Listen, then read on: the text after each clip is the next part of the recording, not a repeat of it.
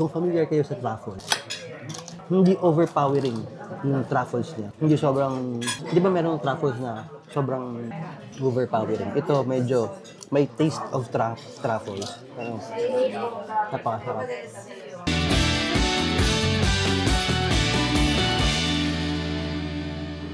So ayun nga, dito ko sa pinaka-favorite kong pizzahan or pizza house. Ano ba? Paano ba tinatawag yun? It's called Bebop, ha? Dito lang sa, malapit sa bahay namin. Medyo syala-syala ng kaunti. Syala na rin. At, love it. Ang in-order ko is pizza tartufata. It's a pizza, white pizza, mozzarella. Tapos may truffles. Hingi ka ng Hingi ka nga ng knife. Dito na si Mark. Anong in-order mo? Grazie, per favore.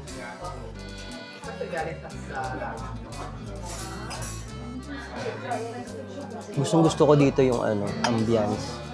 Grazie. Gustong-gusto ko dito yung ambience. Kasi medyo iba. Kakaiba.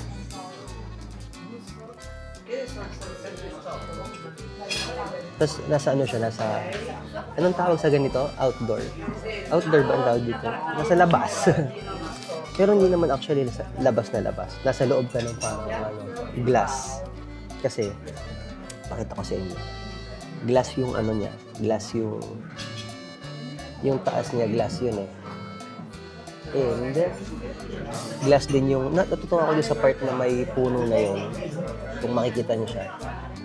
Puno siya. Tapos, nasa glass siya. Ayan. Diba? Glass yun eh. Oh, yun yung puno, tapos nasa loob ng glass. Ang galing na. Ang ganda ng idea. Siya.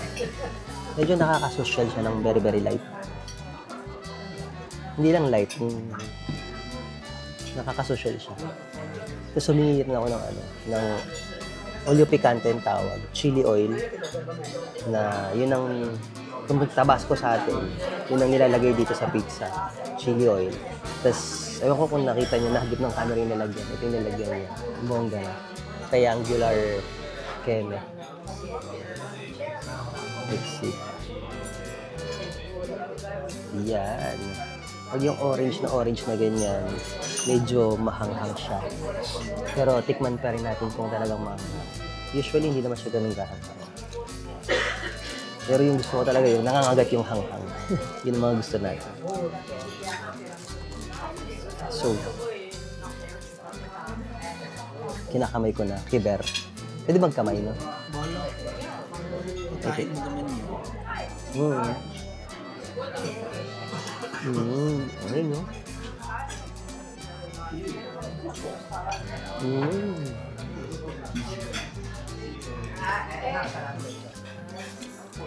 Ilang ko na to? Ilang linggo ko na kinikrave ko. Tapos, kung gusto ko talaga, dito sa Bebop. Kasi dito ako, yung perfect na perfect yung gawa ng gusto kong pizza. Ito naman ay kanya-kanya. Sa akin, ganito yung gusto kong luto ng pizza.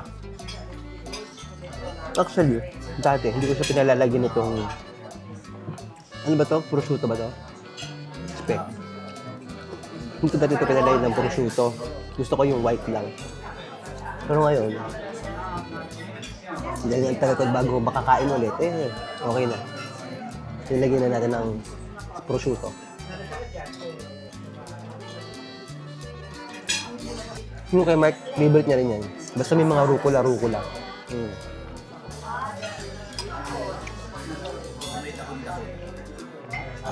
Yung mga gusto niya may dahon-dahon.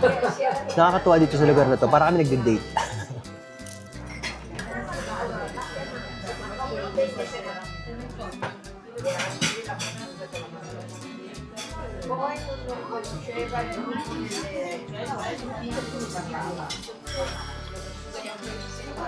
Oh, so as you can see,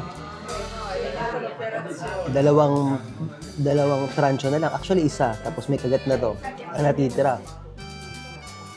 Yung akala mong ganito kalaki na hindi mo mauubos, nako, mauubos mo. Sobrang sarap.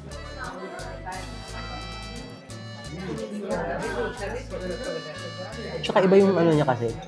Hindi siya mabigat sa tiyan. Hindi, pero totoo lang. Ibang culture ng plan. No?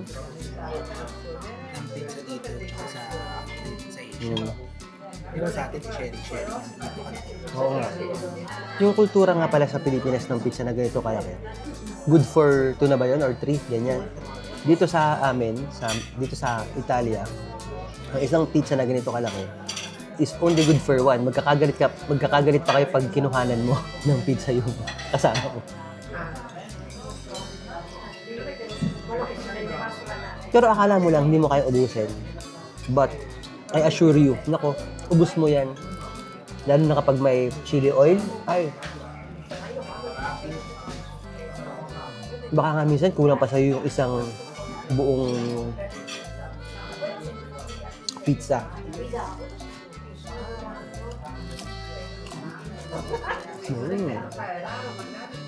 Gusto ko yung ano, yung kahit manipis na manipis siya, may pagka-crunchy pa rin talaga yung dulo ng ka.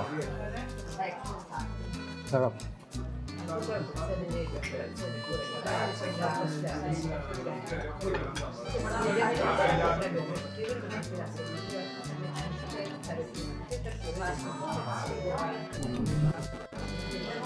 Oo, ayan.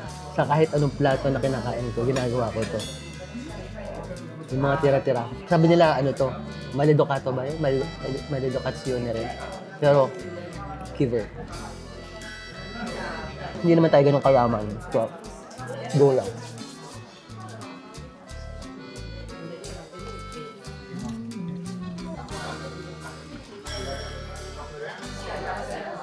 Hindi pa sa pere doon ba?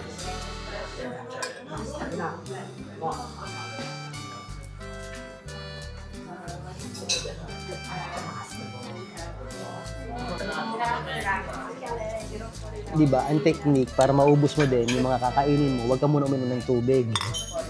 In fairness, yung tubig ko na lagi kong iniinom for the information lang, masabi ko lang naman, is frizzante or ano nga tawag, sparkling water. Ayun. Nakatuwa din dito yung ano, di ba, bote, hindi siya plastic. Saka yung baso nila, oh. Ganda rin yung baso nila.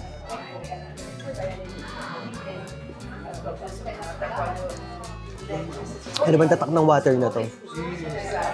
Si Mark, alam niyo yung mga tatak ng water. Anong tatak ng water ito? Tatakbuhin. Tatakbuhin lang to. Totoo ba? Pinagka-social pa. It's called aquaplose. Pinagka-social pa eh. Tatakbuhin daw yun, sabi ni Mark.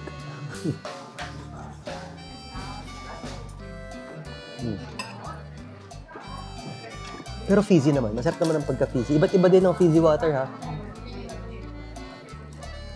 Ito naman, medyo okay naman ang fizzy. Pagka-fizzy niya. Favorite ko is ang Pellegrino, actually. Sa Pilipinas, yung binibili ng tita ko, Montpellier. Perrier pala. Perrier. Yun. Pero walang makakabit ng San Pellegrino.